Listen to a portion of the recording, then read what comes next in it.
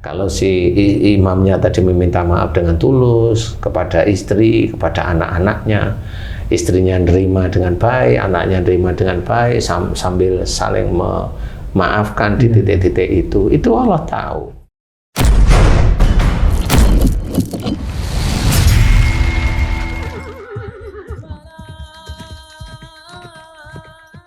Bismillahirrahmanirrahim. Assalamualaikum warahmatullahi wabarakatuh. Waalaikumsalam warahmatullahi wabarakatuh. Para pemirsa dan sahabat beriman dimanapun berada, kita jumpa lagi di Ustadz Danu Official Channel. Semoga kita selalu dalam lindungan Allah Subhanahu wa Ta'ala. Pada kesempatan kali ini kita akan ngaji lagi bersama guru kita semua, Pak Ustadz Danu. Assalamualaikum Pak Ustadz. Waalaikumsalam warahmatullahi wabarakatuh. Amin ya rabbal alamin. Pak Ustadz, setelah melakukan ibadah puasa di bulan Ramadan, masuk bulan Syawal, itu kan biasanya setelah sholat itu kita salam-salaman seperti Sholat Idul Fitri. Sholat Idul Fitri ya, kita salam-salaman gitu. Apakah itu cukup Pak Ustadz dilakukan untuk saling memaafkan dengan salaman pada saat selesai sholat Idul Fitri tersebut Pak Ustadz? Mohon pencerahan Pak Ustadz. Oke. Bismillahirrahmanirrahim. Assalamualaikum warahmatullahi wabarakatuh. Waalaikumsalam warahmatullahi wabarakatuh. Amin ya rabbal alamin. Sebenarnya meminta maaf itu anjuran.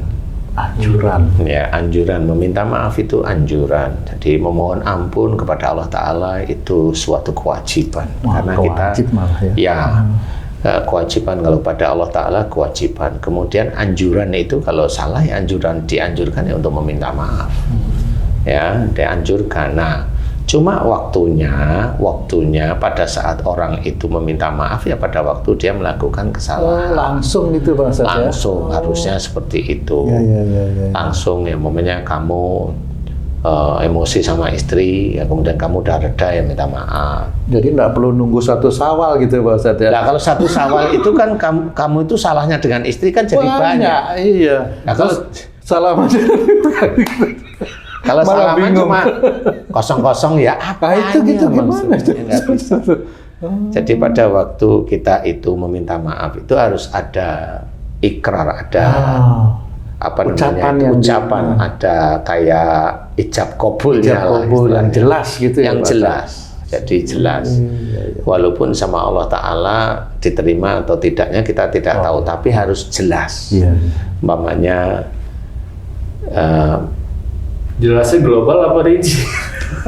Nah, ya tetap rinci. Tapi itu kan nanti diterima oleh Allah Ta'ala semua atau tidaknya kan nggak tahu ya.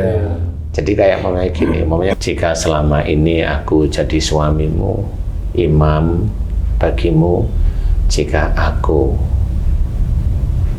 dalam membimbingmu menjadi istriku, aku ada marah, aku ada ego, aku ada suzon, aku ada curiga, aku kaku hati.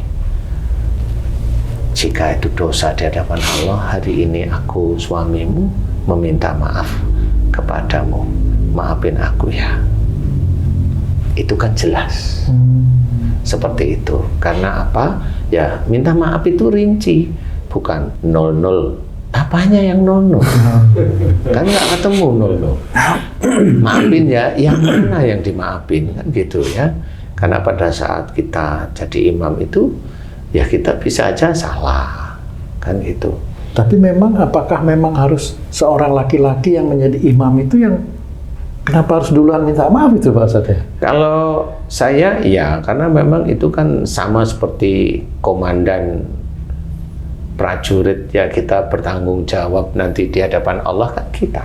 Yang biasanya pimpinan suka menganiaya bawahan gitu. Ya biasanya kan begitu. Jadi harus difahami, ar-rijalu qawwamuna 'alan nisa. Laki-laki pemimpin wanita. Nah, pada saat kita itu memimpin itu kan bisa aja ada salah, ada dosa, ada macam-macam. Kan gitu ya, umpamanya nyuruh nggak cocok, marah. Banyak kasus lah istilahnya seperti itu ya. Nah, itu kan kesalahan kita di hadapan Allah. Kita mengakui kita imamnya istri, tetapi nggak ngelindungi, malah marah terus, ya kan?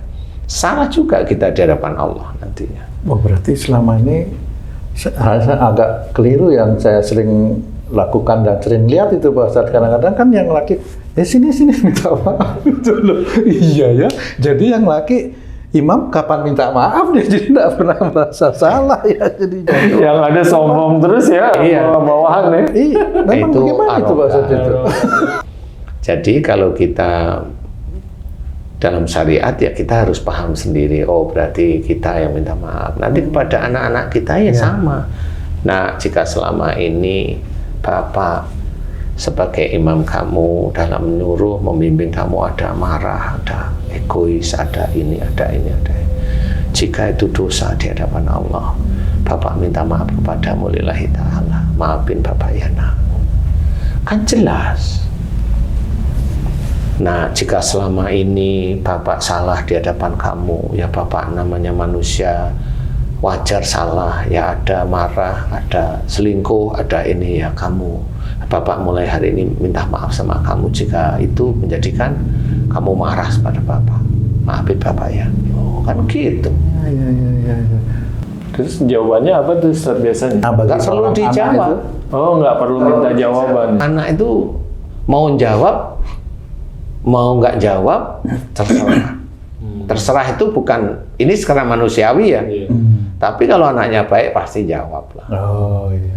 Ya Pak, bukan. Sama-sama. Ya, jadi saya juga sebagai anak baik pasti ibu bilang, saya sebagai anak banyak nyusahin Bapak. Begitulah sebenarnya kalau keluarga itu baik pasti akan jawabannya bagus. Tapi karena anaknya masih dendam, diem aja dia. Tapi itu kan memang harus diajarkan ya Pak Ustadz ya. Cara yang baik itu. Ya, minta maaf itu kan memang ada. Iya betul. Ada perintahnya. Perintah minta maafnya oke Ji, tapi kan tadi aja tanya global atau gimana itu kan gitu ya. Maafin ya. Oh, kan dulu kan hatinya nggak ikut. Oh, berarti keikhlasannya juga belum tentu ya. Ya, keikhlasannya nggak ada sebenarnya. Dan itu digunakan sama orang-orang yang gengsinya tinggi malah maafin ya, udah selesai. Iya. Padahal sininya nggak coba saya suruh beneran, minta maaf beneran. Oh, itu. Kan gitu ya. Keluh mulut bisa itu. baru gitu aja. Kita harus tahu bahwa dengan begitu kita tidak merendah, tapi kita betul-betul merendah di hadapan Allah. Kan akhirnya kalau mamanya kita minta maaf serius dengan seperti itu, kan istri kita malah ngerti bahwa oh ini serius omongannya. Kalau kita minta maaf sama anak kan serius. Tidak juga menjatuhkan wibawa seorang imam ya Pak Ustadz ya? Enggak. Karena hubungannya ke Allah gitu. Hubungannya ke Allah. Pasti Allah akan mengatur nanti keluarga tersebut itu mau bagaimana, Allah nanti yang mengatur. Kalau si imamnya tadi meminta maaf dengan tulus kepada istri, kepada anak-anaknya, istrinya nerima dengan baik, anaknya nerima dengan baik, sambil saling memaafkan di titik-titik itu Allah tahu. Nah, imamnya itu ngajari yang baik kan seperti itu. Jadi kita sebagai imam ya jangan kamu sini minta maaf sini. Itu kan arogan, gengsi dan sebagainya.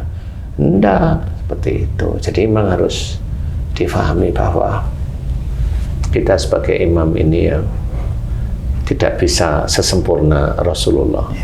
Jadi tetap kita harus meminta maaf karena dalam membimbing, dalam mengimami keluarga ini pasti tidak sempurna. Pasti itu sudah jelas pasti.